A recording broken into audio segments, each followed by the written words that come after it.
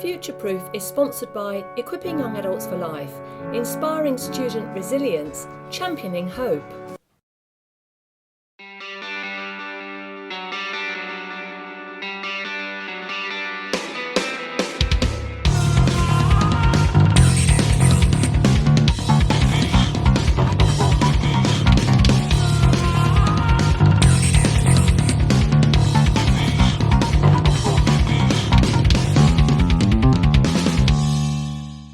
Thank you so much for joining me, Sarah Hopwood, as I continue this Future-Proof television programme. And today I'm talking about stress, the importance of stress, that as human beings we all need it to some level. And so therefore to say or to believe that all stress is wrong, I would say doesn't serve us. If it's having an incredibly negative impact on you, then if you can remove that stress in some way or another, then do.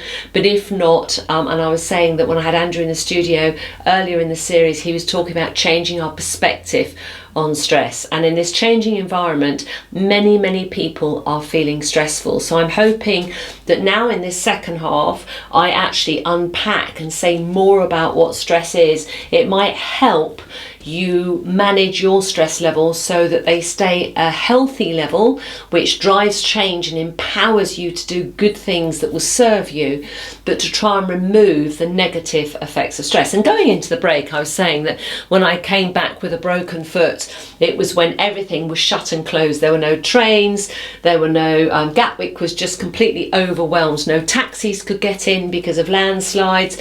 And there I was in a wheelchair with a broken foot, and we also had a trolley piled high with cases.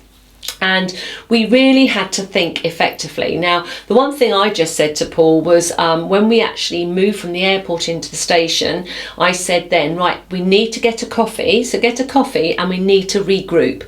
So let's get a coffee. Let's re-evaluate where we are, what we're dealing with, and then make sure that we make some smart decisions. So he went and got coffee. I was in the wheelchair with my foot up against the luggage.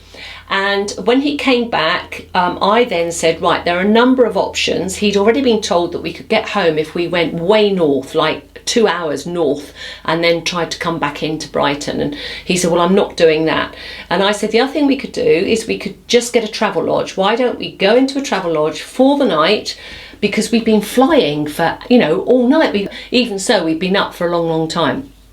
Anyway, he said no, he did not want to get a travel lodge. So I said, okay, fine. So we, if you like, as a couple, we quickly established the non-negotiables. So I could have stayed there and go, oh, but we must stay in a travel lodge. I think a travel lodge would be better. But I could tell from Paul's tone and intonation, it was not open for debate. It was not open for a discussion. We were not going to stay in a travel lodge. So I needed to work with that. So it was good, if you like, listen out for the non-negotiables to then see what we could negotiate on. Anyway, very fortunately, because we were the first plane in that morning, I actually had a member of staff in and around me, and I actually needed the loo. So they wheeled me through private doors to a toilet, and whilst the person was waiting outside, another member of staff came. And this person was then saying, she's in a wheelchair, they are desperately trying to get back to Shoreham, everything is shut down, what can we do? And I didn't know this, but when I came out the loo, they looked at me and they said, right, we have worked out how to get you home. And so they pushed back through the private doors, went back to collect Paul, who had the trolley full of luggage, and they just said, Mr. Hopwood, follow us. And they literally just took us through. We bought our train tickets, we had all of that, but they took us through, took me in the lift, put me on a platform, and they said, right, this is how you get home. And they took us back, so we got on a train from Gatwick and we went back towards Barnum, which is completely the wrong direction. And then with a broken foot, we had to get off the train, and I had to walk with the luggage and cross the platform. And then we were able to get on a train that came in from Barnum that then brought us into Shoreham. And they very kindly worked it out. Very stressful, had to think smartly, had to work on what was negotiable, bin what wasn't negotiable, bin what we couldn't influence or affect, and work with what we had. So what does the stress curve look like? So number one, stress is a natural thing that we all like in life and that we all need. If we don't have it, we will kick it in and make it happen. But the thing is, when we are wrongly stressed, if that's the right word, then it will affect our performance. So what can we do, if you like, to stop the performance being affected? And so one thing I found definitely, which is why I think Paul and I were able to think quite effectively on the train platform, was to understand the cycle of stress. And basically the circle of stress can just look like that, or the curve of stress. And stress level number one is actually very, very motivational. We will work well usually on the first level of stress. It's what I call the payoff factor. If you're reasonably stressed, and also this is what I'm saying, if you have no stress whatsoever and you're flatlining, if you like, you will kick in to take yourself to stress level number one.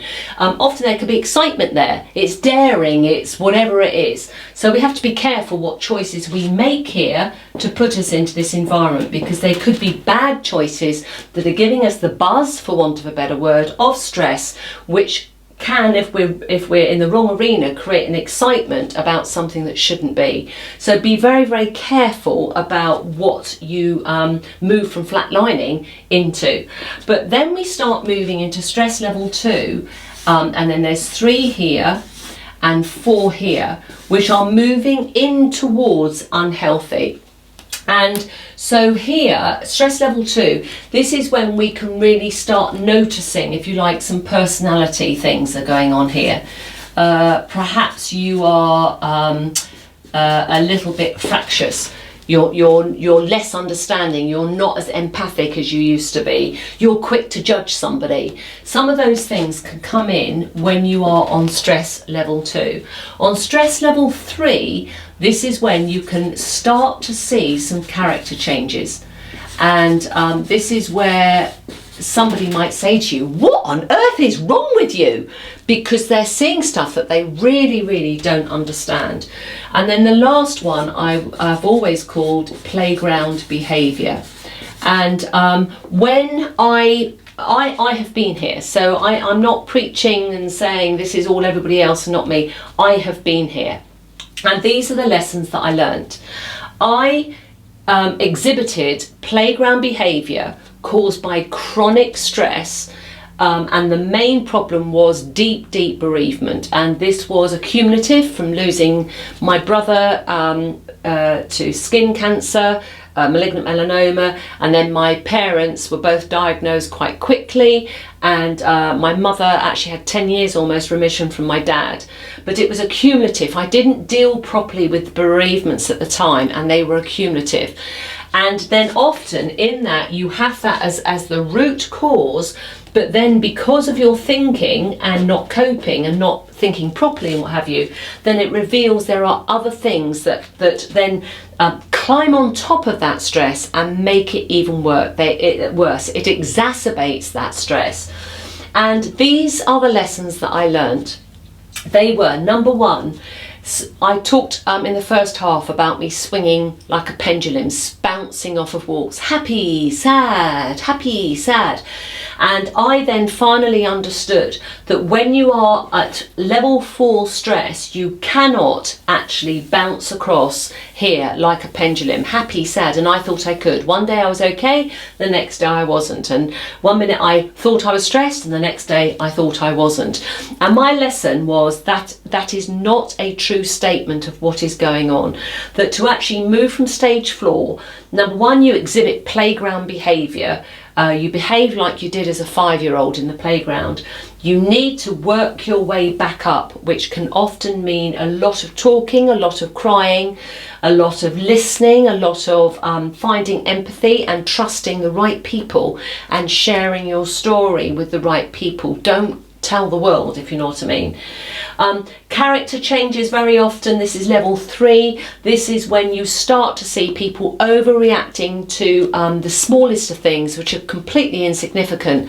And then when there's a fire in the building, if you like, they're going, oh, don't worry about it, it will be fine. It's irrational behaviour.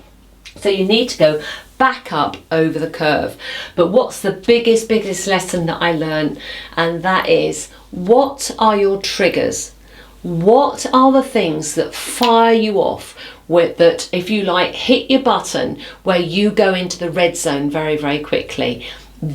Look at what those causes are, look at what those triggers are, and discuss it. Maybe put in some plans so you can avoid those triggers, so that you aren't then accelerated into very, very high levels of stress. Share it with people who can influence that trigger. Talk to yourself, and also consider, change your perspective. Is it really as stressful as you think? Could you find another way to do it?